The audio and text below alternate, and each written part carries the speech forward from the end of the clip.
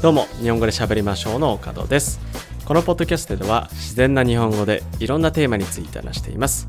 すべてのエピソードの振り仮名と英語訳、重要単語リスト付きのスクリプトもパトレオンで公開もしています。お刺身のように新鮮で生の日本語を学びたい人はぜひ最後まで聞いていってください。よろしくお願いします。はい。今日は日本のスポーツについて話したいと思います。で、日本では野球とかサッカーとかバスケとかいろんなスポーツが人気ですよね。僕も学生時代はラグビーをしていて、最近はラグビーも人気が出てきたりなんかしているんですけど、今日はいろいろあるスポーツの中でも伝統的なスポーツについてちょっと調べてみたので皆さんに紹介させてください。で、まず一つ目に紹介したいスポーツは相撲です。日本の伝統的なスポーツといえばやっぱり相撲ですよね。日本人の人ならみんなそういうんじゃないかなと思います。で、相撲の起源っていうのは実はすごい古くて、日本神話まで遡ると言われています。日本神話っていうのは日本の神々の話なんですけど、昔の日本で一番古い本、古事記とか日本書紀に日本の神々について書かれているんですけど、その中でこの神々、神たちが力比べをしたっていうふうに書いてあるんですよ。で、実はこれが相撲のルーツと言われているんです。で、実際にね、人が相撲をし始めたのはいつ頃なのかというと、江戸時代ですね。江戸時代のお寺とか神社も時々直さなきゃいけないですよね。修理が必要ですよね。で、その修理が必要な時に勧進相撲というものを行ったんです。で、この勧進相撲というのはどういうものなのかというと、この神社とかお寺が修理のために必要なお金を寄付で集めるためのイベントです。で、そのイベントで相撲をするというのが勧進相撲なんです。で、この勧進相撲っていうのが一般的になってから、今のプロの相撲の元になるものが完成したんですね。で、ちょうどこの頃から、力士、相撲を職業とする力士っていう人たちが現れてきて、今ある形の相撲っていうのがどんどん出来上がっていったんですね。で、皆さん相撲のルールって知ってますかね？見ての通りなんですけど、相撲をするときには土俵っていう場所がありますね。土俵っていう円がありますね。で、その土俵の中で相手を倒すか、相手を土俵から押し出したら勝ちです。でも、最初の頃は土俵っていうのは実はなくて、その代わりに相撲を見ている人たち、観客の人たちがみんな相撲をしている人を囲んで円を作って、でその中で相撲をするっていうのが実は一般的だったんです。で、その他にもね、お相撲さん見たことある人はわかると思うんですけど、みんな同じ髪型をしてますよね。これは曲げって言うんですけど、力士は昔から今でもこの伝統的な髪型、曲げを言って試合をしているんです。いろんなね、スポーツでどんどん時代とともに形式が変わるもの、ユニフォームとかが変わるものっていうのはあると思うんですけど、相撲は今でも同じ髪型を、みんな守ってるんですね。同じ髪型で伝統を守ってるんです。で、実は僕まだ相撲を一回も見たことないんですけど、もちろんテレビで見たことはあります。で、やっぱりテレビで見ててすごい迫力だなと思うので、やっぱりね、ぜひ一回生で見てみたいなと思います。で、皆さんもね、もしまだ見たことがない人がいたら、ぜひ、相撲を見に行ってみてください。でまだテレビとかでもね見たことない人いたらぜひねネットで見れると思うのでぜひチェックしてみてください。で次のスポーツですね。次は柔道です。これも世界的に有名なので皆さん知ってるかもしれませんね。で柔道っていうのもやっぱり歴史が長くて、もともとは柔術というものから来ています。で柔術の起源は平安時代まで遡ります。でこの平安時代、戦いがたくさんありましたよね。でこの時に使う技術としてこの柔術がありました。で戦国時代、いろんな柔道の流派スタイルがあったんですけど、やっぱり戦国時代に戦うときは刀だったり槍だったり弓だったり武器を使うのが一般的でしたよね。でも武器を使わないでも自分の身を守れるように護身術として学ばれたのがこの柔道なんです。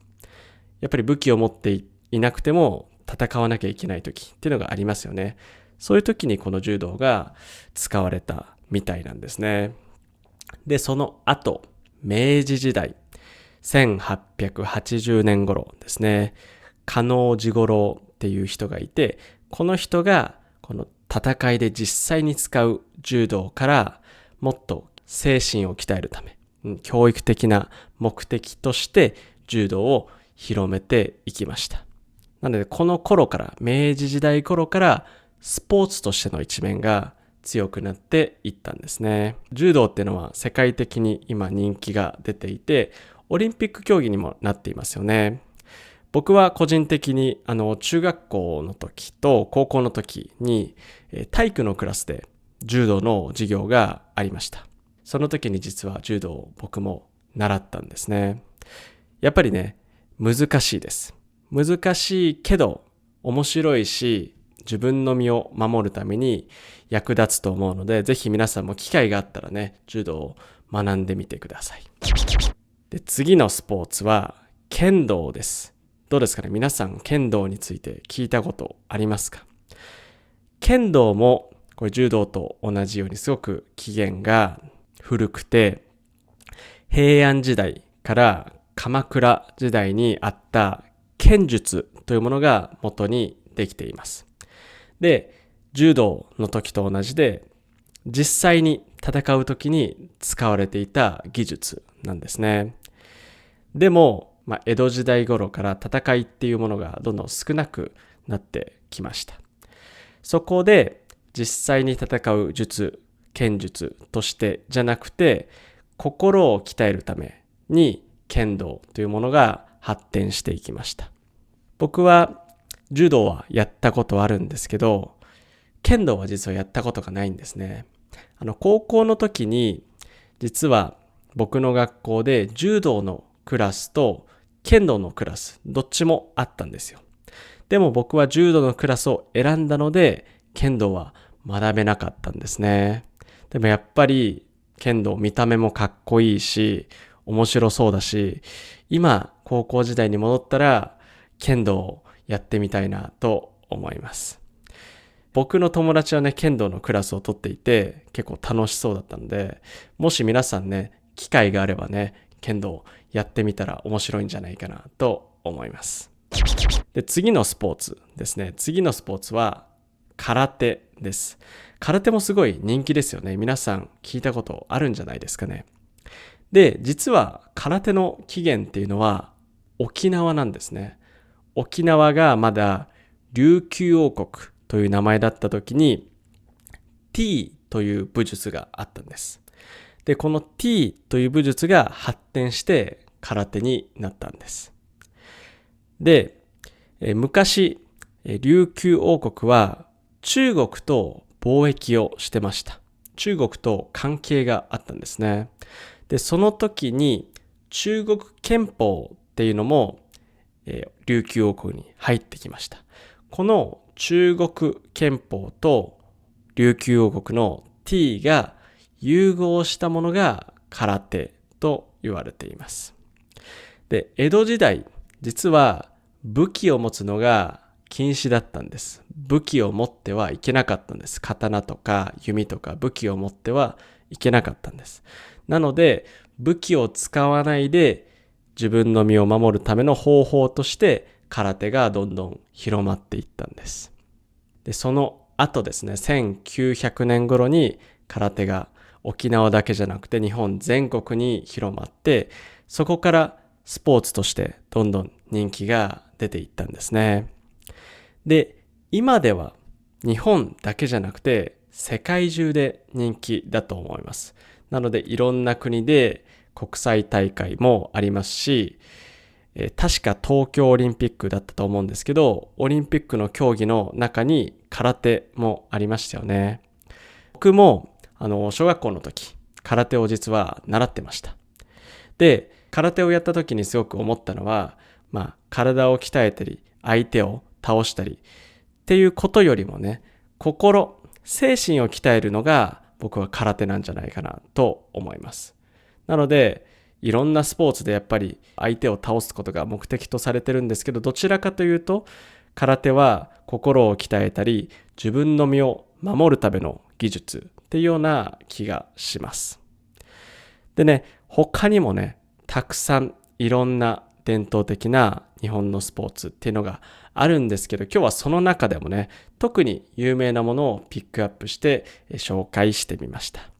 こんな感じでね、スポーツを通して学べる文化とか歴史はたくさんあると思います。なのでね、皆さんももし機会があればぜひ日本の武術を体験してみてください。